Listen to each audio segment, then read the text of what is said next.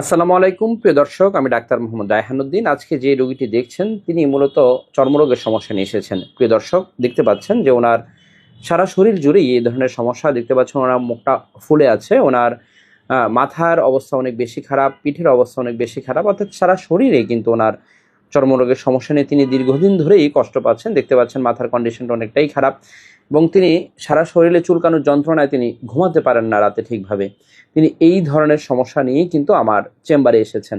প্রিয় দর্শক, দেখতে পাচ্ছেন ওনার চিকিৎসার পূর্বের অবস্থা এবং চিকিৎসার পরের অবস্থাটি।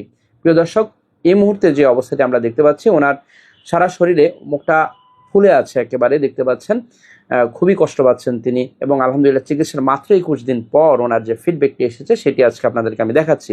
দেখতে পাচ্ছেন চিকিৎসার 21 দিন পর যে ওনার ফিডব্যাকটি, আলহামদুলিল্লাহ তিনি খুবই ভালো আছেন। ওনার মুখে একেবারে ফুলা নেই এখন, একেবারে মাথার কন্ডিশন অনেকটাই ভালো হয়ে গিয়েছে, যা খুবই খারাপ অবস্থা ছিল।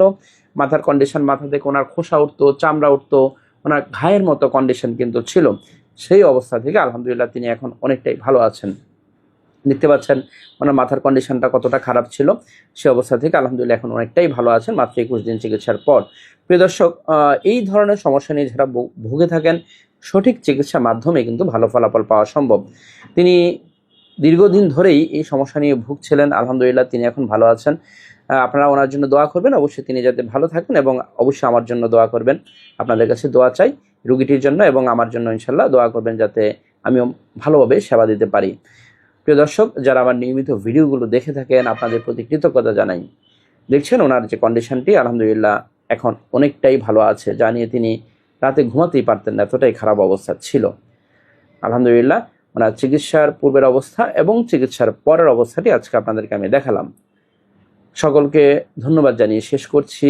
আসসালামু আলাইকুম।